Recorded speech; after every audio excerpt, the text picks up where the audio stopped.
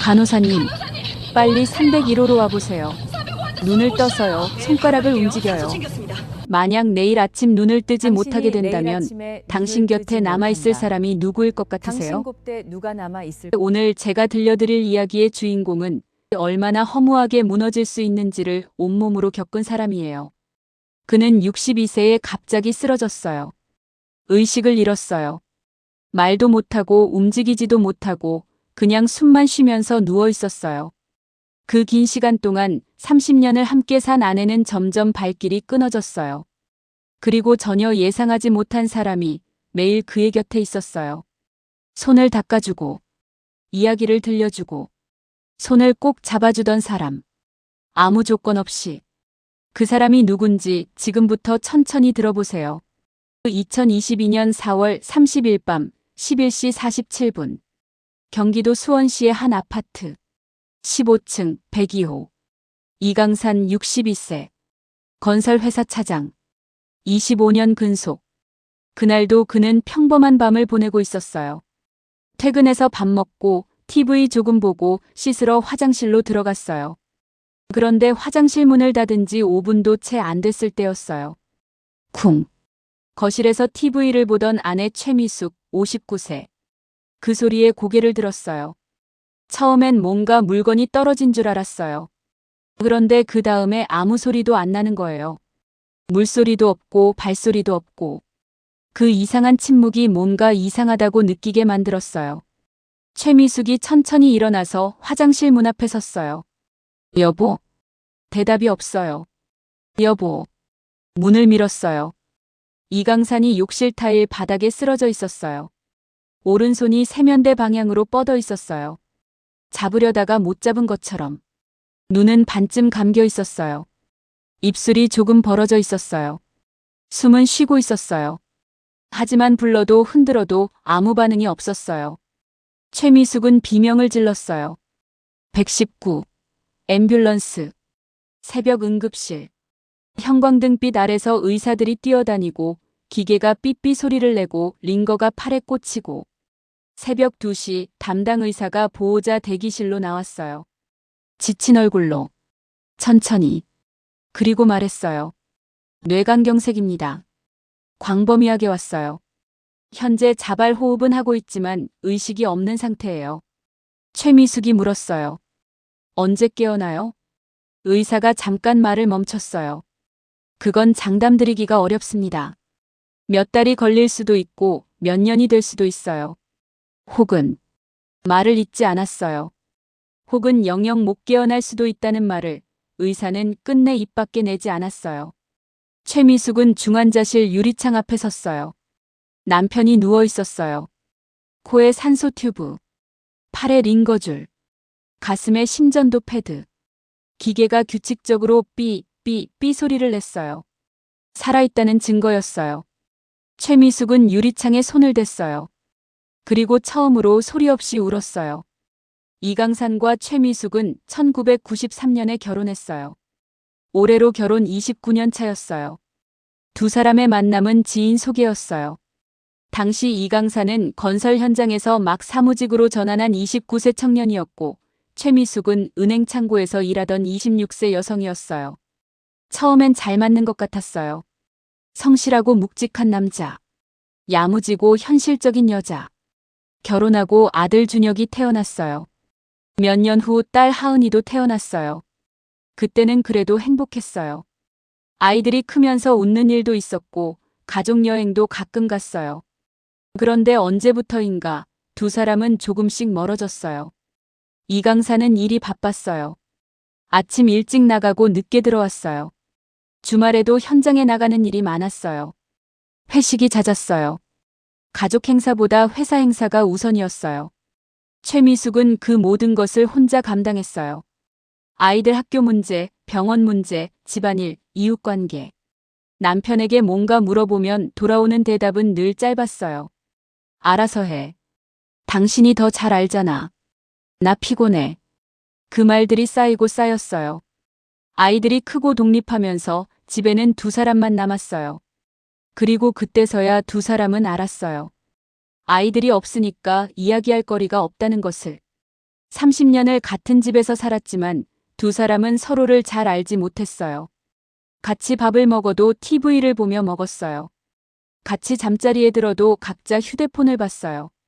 여행 얘기가 나오면 이강사는 피곤한데 집에 있자고 했어요. 최미숙은 그 말에 지쳤지만 싸우기도 지쳐서 그냥 넘어갔어요. 그렇게 아주 천천히 두 사람은 남처럼 됐어요. 딱히 싸운 것도 아니었어요. 딱히 상처를 준 것도 아니었어요.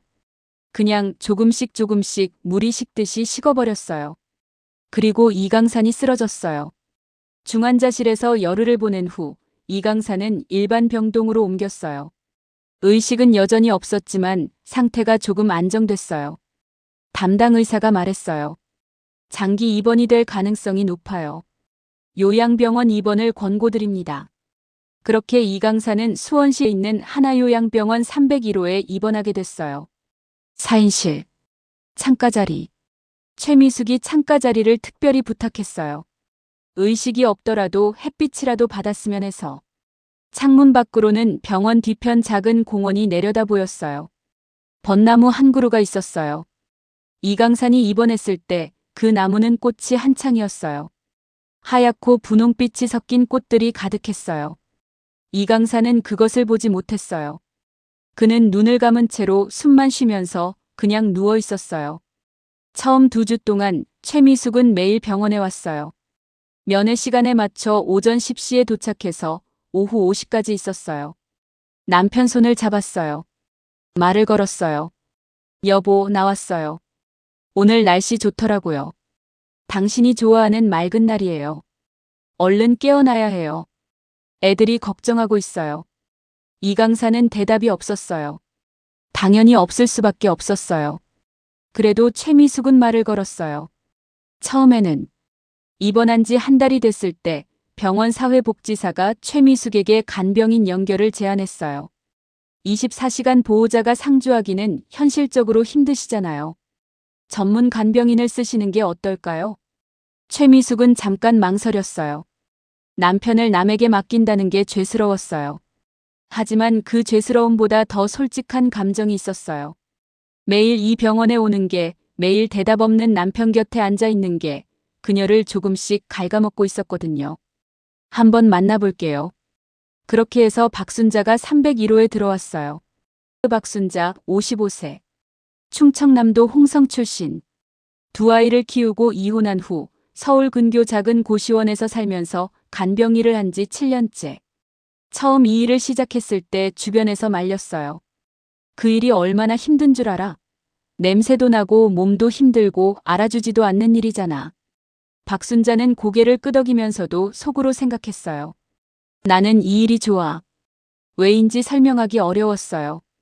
하지만 7년 동안 이 일을 하면서 그녀는 한 가지를 깨달았어요. 누군가에게 절실히 필요한 존재가 된다는 것. 갑옷을 벗은 사람의 가장 날 것의 모습을 매일 바라본다는 것. 그 사람이 살아있다는 것을 매 순간 확인한다는 것. 그 묘한 감각이 그녀를 이 일로 붙들어 두었어요. 7년 동안 그녀가 돌본 환자는 15명이었어요. 9명이 그녀의 곁에서 눈을 감았어요. 3명은 회복해서 퇴원했어요. 나머지 3명은 상태가 나빠져 다른 병원으로 옮겼어요.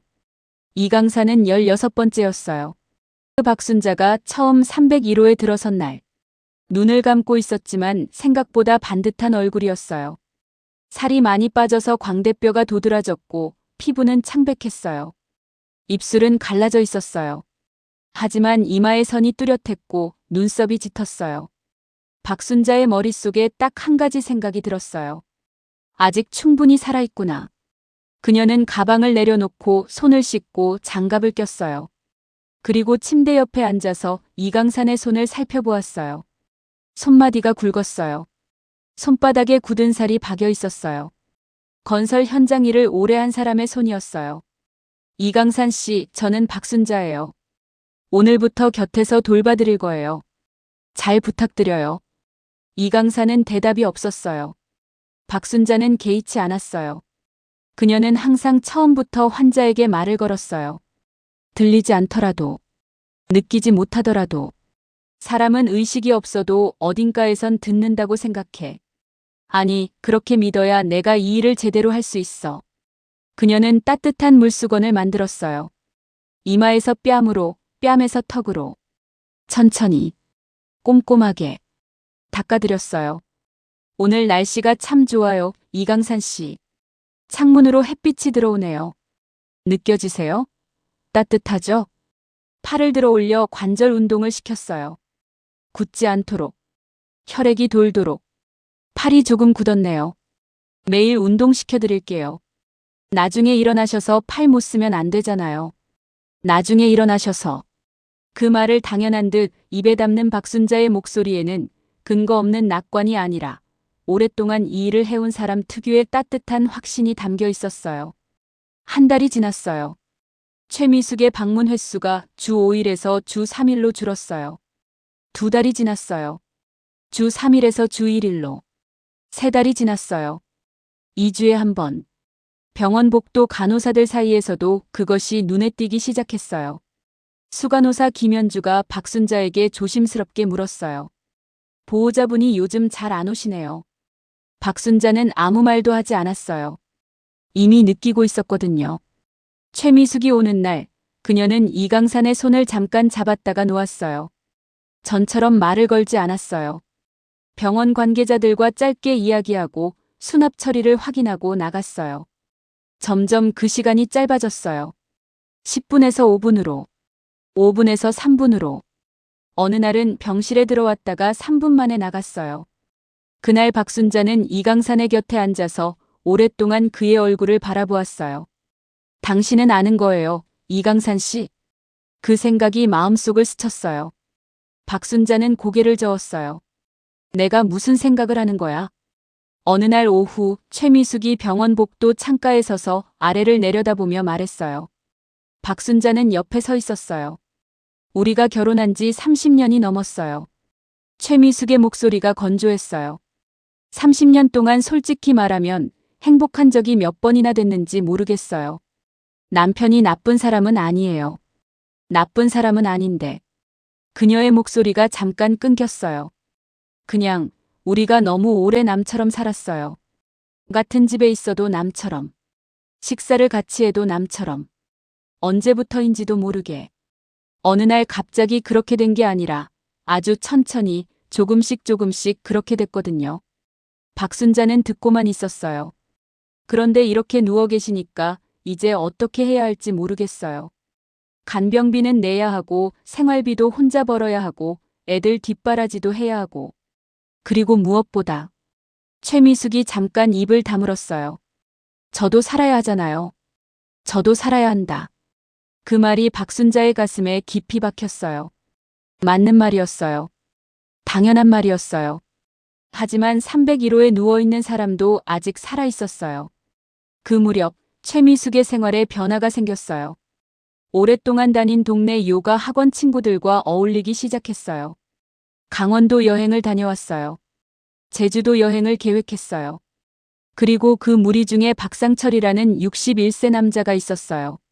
친구의 남편이었는데 작년에 이혼한 터였어요. 처음에는 그냥 아는 사람이었어요.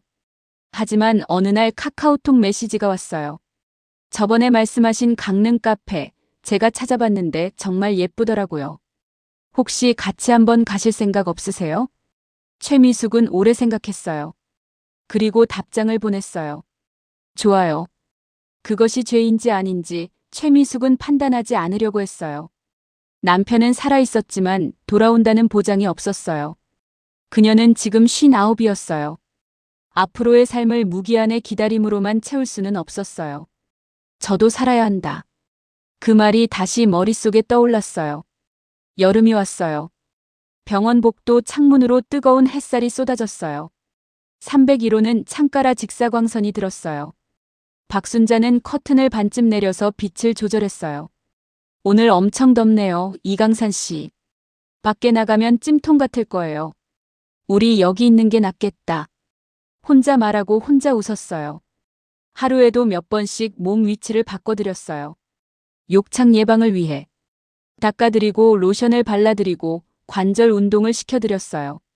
입안을 헹구어드리고 코 주변을 청결하게 유지했어요. 링거 상태를 확인하고 기저귀를 확인하고 활력 징후를 체크했어요. 그것이 박순자의 하루였어요. 하지만 그녀가 그것만 한 건 아니었어요. 그녀는 이야기를 들려주었어요. 자신의 이야기를, 세상 이야기를, 들은 이야기를. 이강산 씨, 오늘 뉴스에서요. 제가 태어난 홍성에서 축제가 열린다는 거예요. 저 거기서 어릴 때 소풍 갔던 기억이 나요. 아버지가 김밥을 엄청 많이 싸주셨거든요. 달걀 넣은 거, 시금치 넣은 거, 참치 넣은 거. 우리 아버지가 김밥 싸는 걸 좋아하셨어요. 어머니보다 더 잘 싸셨는데. 이강산은 눈을 감고 있었어요. 당신은 어릴 때 어디 살았어요? 차트에 보니까 전라남도 여수가 고향이던데. 여수는 저 아직 못 가봤어요. 밤바다가 예쁘다던데. 언제 한번 가보고 싶어요. 여수 밤바다. 그해 여름 어느 오후, 박순자는 특별한 것을 했어요. 작은 블루투스 스피커를 침대 옆 선반에 올려놓고 클래식 FM을 틀었어요. 베토벤의 월광 소나타가 흘러나왔어요. 박순자는 클래식을 잘 몰랐어요. 하지만 이 곡만은 알았어요. 어릴 때 누군가가 달빛 같은 곡이라고 알려줬던 기억이 났어요. 이강산 씨, 음악 좋아하세요? 저는 사실 잘 모르는데 이 곡은 좋아요. 달빛 같다잖아요. 들려요? 음악이 흘렀어요. 그 순간 박순자는 분명히 보았어요. 이강산의 눈꺼풀이 아주 미세하게 떨렸어요. 순간이었어요. 0.1초도 안 되는 짧은 순간. 박순자는 숨을 멈췄어요.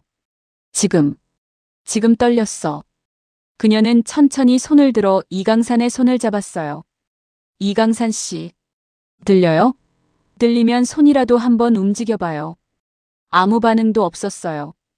박순자는 실망하지 않았어요. 오히려 가슴이 두근거렸어요. 간호사를 불렀어요. 저 방금 환자분 눈꺼풀이 움직인 것 같아요. 간호사가 와서 확인했지만 특이 소견은 없었어요. 착각하신 걸 수도 있어요. 눈꺼풀 반사 운동은 간혹 있어요. 아, 네. 하지만 박순자는 알았어요. 착각이 아니었어요. 이번 8개월째. 최미숙이 박순자에게 전화를 했어요. 순자 씨, 저 드릴 말씀이 있어서요.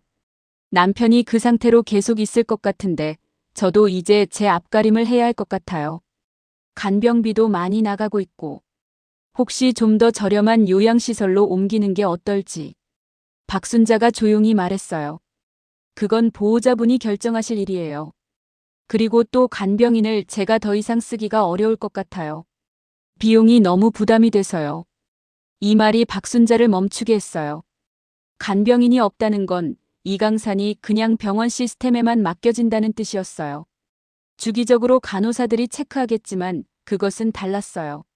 매일 옆에서 이야기를 들려주는 사람, 손을 잡아주는 사람, 그것이 없어진다는 뜻이었어요. 박순자의 가슴 안에서 무언가가 움직였어요. 최미숙 씨. 네. 제가 한 달만 더 해드릴게요. 그냥 제가. 비용 안 받아도 돼요. 전화 너머로 최미숙이 잠깐 말이 없었어요. 그러면 순자 씨한테 미안하잖아요. 괜찮아요. 제가 하고 싶어서 하는 거예요. 전화를 끊고 박순자는 한동안 앉아 있었어요. 내가 방금 무슨 말을 한 거지? 그녀는 스스로도 몰랐어요. 이것이 그냥 직업적 책임감인지 아니면 다른 무언가인지. 그 다음 날부터 박순자는 비용을 받지 않고 이강산을 돌보기 시작했어요. 병원 측에서는 처음에 의아해했어요. 보호자분이 간병비를 안 내신다는데 순자 씨는 왜 계속 오세요? 그냥요. 제가 하고 싶어서요. 수간호사 김현주가 박순자를 빤히 바라보다가 조용히 말했어요. 순자 씨 오래 이 일했죠. 근데 이런 경우는 저도 처음 봐요. 이런 경우요? 이렇게까지 환자한테 마음이 간 간병인. 박순자는 대답하지 않았어요. 그녀의 통장 잔액은 조금씩 줄어들었어요. 저축해둔 돈으로 고시원 월세를 냈어요. 밥을 줄였어요. 새벽 편의점 아르바이트를 알아봤다가 체력이 안 될 것 같아서 접었어요. 그래도 매일 병원에 갔어요. 301호에 들어서면서. 이강산 씨, 저 왔어요. 오늘도 좋은 날이에요. 이번 7개월째가 되던 11월 어느 날. 병원 밖에 첫눈이 내렸어요. 박순자는 창문을 조금 열었어요. 차갑고 신선한 눈 냄새가 방 안으로 들어왔어요. 이강산 씨, 눈 와요. 첫눈이에요. 밖에 눈이 오고 있어요. 그녀는 이강산의 손을 들어 창가 쪽으로 살짝 내밀었어요. 차갑죠? 겨울 공기예요. 그 순간이었어요. 이강산의 손이 박순자의 손을 쥐었어요. 분명하게, 미세하지만 의도가 담긴 힘으로. 박순자는 숨이 멎었어요. 이강산 씨? 손에서 힘이 느껴졌어요. 작지만 분명한 힘이었어요. 이강산 씨, 나 들려요? 들리면 한 번만 더 쥐어봐요. 손이 다시 쥐어졌어요. 박순자는 소리를 죽여서 울었어요. 그리고 뛰쳐나가 간호사를 불렀어요. 선생님, 환자분이 손을 쥐었어요. 의식이 돌아오는 것 같아요. 의료진이 달려왔어요. 반응 검사를 했어요. 빛을 눈에 비췄어요. 통증 자극에 반응하는지 확인했어요. 이강산의 손가락이 다시 한번 움직였어요. 담당 의사 정호성이 빠르게 지시를 내렸어요. MRI 즉시 촬영합니다. 신경과 협진 요청해요. 박순자는 복도에 서서 기다렸어요. 다리가 떨렸어요. 입원한 지 7개월이 넘었어요. 그 긴 시간 동안 매일 이 사람 곁에 있었어요. 이 사람의 손을 닦았어요. 이 사람의 얼굴에 로션을 발랐어요. 이 사람에게 이야기를 들려줬어요. 당신이 일어나는 거예요? 정말로. MRI 결과가 나왔어요. 정호성 의사가 결과지를 들고 박순자 앞에 섰어요. 경색 부위 주변으로 일부 기능이 회복되고 있어요. 뇌에 가소성이라는 게 있는데 지속적인 외부 자극이 있을 때 회복 속도가 빨라진다는 연구들이 있거든요. 이 환자분 매일 말을 걸어드리고 손발 운동을 시켜드렸죠? 네, 매일이요. 그게 도움이 됐을 거예요. 분명히. 박순자는 입술을 꽉 깨물었어요. 언제 깨어날 수 있어요? 단정 지을 수는 없지만 지금 흐름이라면 23개월 안에 의식이 회복될 가능성이 있어요. 박순자는 그날 바로 최미숙에게 전화했어요. 최미숙 씨, 남편분이 손을 쥐었어요. 반응이 오고 있어요. 잠깐의 침묵. 네. 의식이 돌아오고 있는 것 같아요. 의사 선생님도 좋은 신호라고 했어요. 또 침묵이 흘렀어요. 그 침묵이 무엇을 의미하는지 박순자는 알 것 같았어요. 빨리 와보세요. 네, 알겠어요. 최미숙은 사흘 후에 왔어요. 병원에 도착해서 이강산의 손을 잡았어요. 그날은 반응이 없는 날이었어요. 최미숙은 15분 있다가 나갔어요. 12월에는 이강산의 눈이 미세하게 깜빡였어요. 1월에는 입술이 움직였어요. 2월에는 희미하게 신음소리를 냈어요. 그 모든 순간을 옆에서 지켜본 건 박순자였어요. 이강산 씨, 잘하고 있어요. 정말 잘하고 있어요. 최미숙은 그 사이에 2번 왔어요. 박순자가 이강산의 얼굴을 닦아드리고 있을 때였어요. 따뜻한 물수건으로 이마에서 뺨으로, 뺨에서 턱으로. 7개월 넘게 매일 해온 일이었어요. 그 순간이었어요. 이강산이 눈을 떴어요. 천천히. 아주 천천히. 마치 너무 오래 잠들어 있었던 사람이 깨어나는 것처럼. 눈이 완전히 열렸어요. 천장을 바라보았어요. 초점이 없었어요. 그러다가 조금씩 초점이 맞춰지더니 그 눈이 옆으로 돌아왔어요. 박순자를 바라보았어요. 박순자는 그 눈과 마주쳤을 때 온몸에 소름이 돋았어요. 살아있는 눈이었어요. 또렷했어요. 혼탁하지 않았어요. 무언가를 담으려고 애쓰는 눈이었어요. 이강산 씨. 박순자의 목소리가 떨렸어요. 저예요. 박순자예요. 저 보여요? 이강산의 입이 미세하게 움직였어요. 소리가 나지 않았지만 그것은 분명히 말을 하려는 움직임이었어요. 박순자는 눈물을 참을 수가 없었어요. 이강산 씨, 드디어 일어나셨어요. 나흘 후였어요. 박순자가 미음을 먹여드리고 있을 때 이강산이 천천히 입을 열었어요. 목소리가 거칠었어요. 거의 10개월을 사용하지 않은 성대였어요. 순자 씨. 박순자의 손이 멈췄어요. 네. 고마워요. 무슨 말씀을요? 다 들었어요. 박순자가 굳었어요. 다 들었어요? 네. 다 들었어요. 여수 이야기도, 라디오도, 눈 온다고, 손 잡아줬던 거도. 박순자의 입술이 떨렸어요. 다 들었다고. 그 긴 시간 동안 그 모든 말들을 다 듣고 있었다고. 나중에 이강사는 이렇게 이야기했어요. 의식이 없는 상태에서 뭔가를 느꼈어요. 빛의 변화, 소리의 진동, 손의 온기. 꿈인지 현실인지 구분이 안 됐는데 그 목소리가 들릴 때마다 어딘가에서 내가 붙들려 있는 느낌이었어요. 떠내려가지 않는 느낌. 그리고 조용히 덧붙였어요. 그 목소리가 없었으면 아마 못 돌아왔을 것 같아요. 재활은 길고 힘들었어요. 의식이 돌아왔다고 해서 바로 몸을 쓸 수 있는 게 아니었어요. 오랜 시간 사용하지 않은 근육은 굳었고 신경 연결은 끊어져 있었어요. 걷는 것은 물론 혼자 앉아 있는 것조차 처음에는 힘들었어요. 재활치료사가 매일 와서 이강산과 씨름했어요. 천천히 해요, 이강산 씨. 서두르면 안 돼요. 이강산은 이를 악물었어요. 30년 넘게 건설 현장에서 일한 사람이었어요. 몸을 쓰는 게 자연스럽던 사람이었어요. 그런데 지금 혼자 앉지도 못했어요. 이게 뭐야? 혼잣말처럼 중얼거렸어요. 박순자가 옆에서 말했어요. 며칠 전까지 누워 계셨잖아요. 이 정도면 엄청 빠른 거예요. 거짓말하지 마요. 거짓말 안 해요.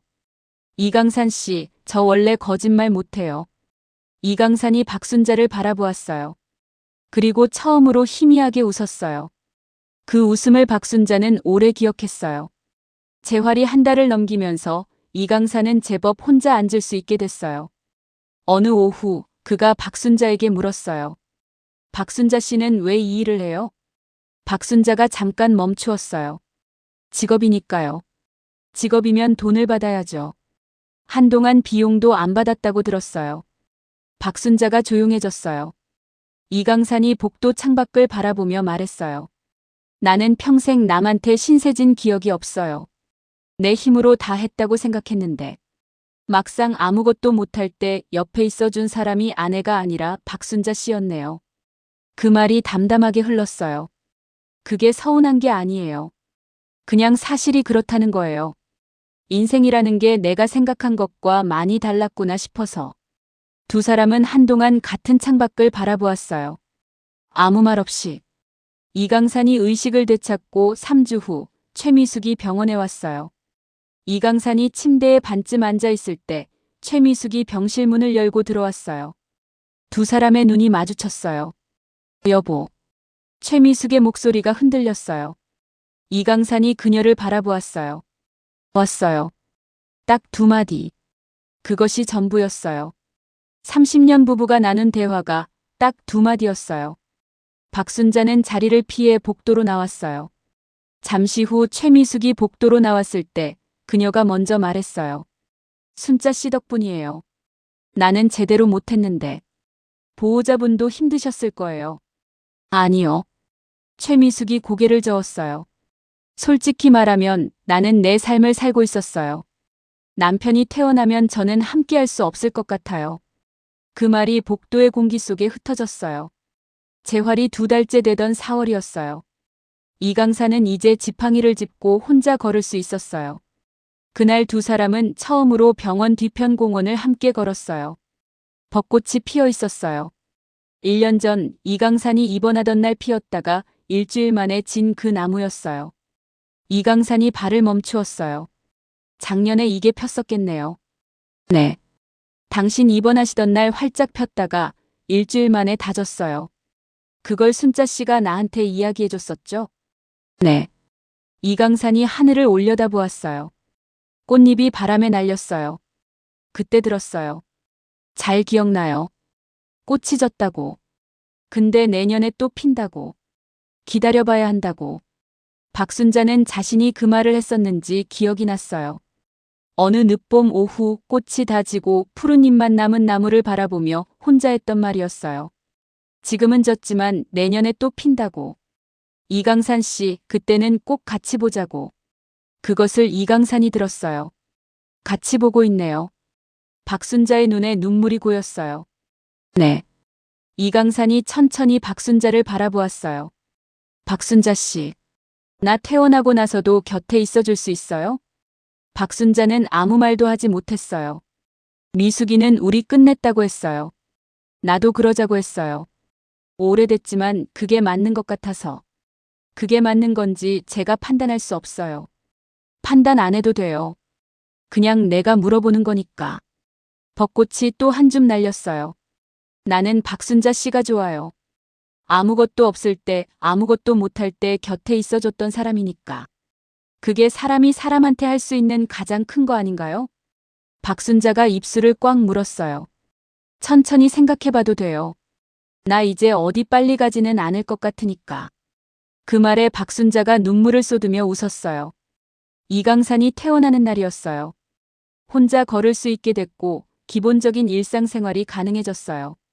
외래 재활은 계속 필요하지만 입원할 이유는 없어졌어요. 박순자가 이강산의 짐을 챙겼어요.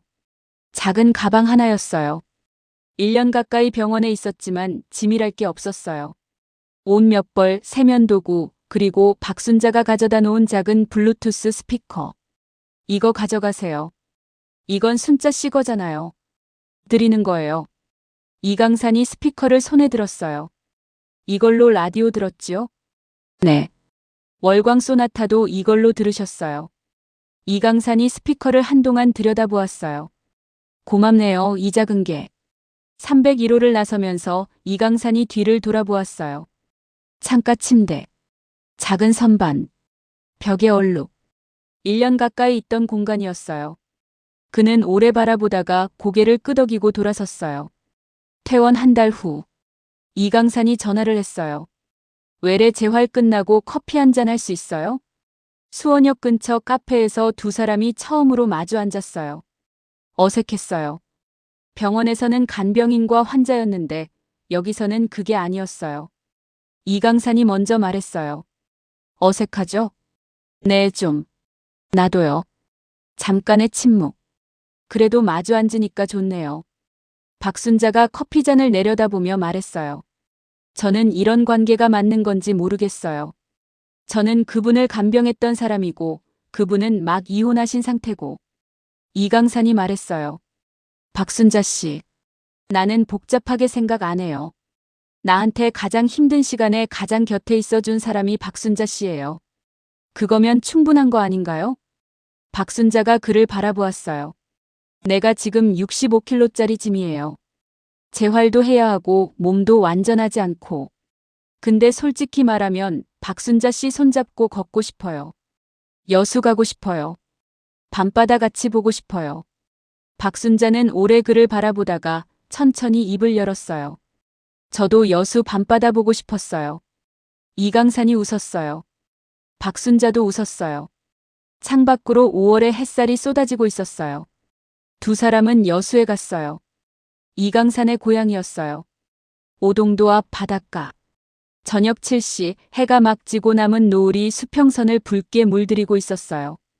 두 사람은 나란히 서서 바다를 바라보았어요. 파도 소리가 들렸어요.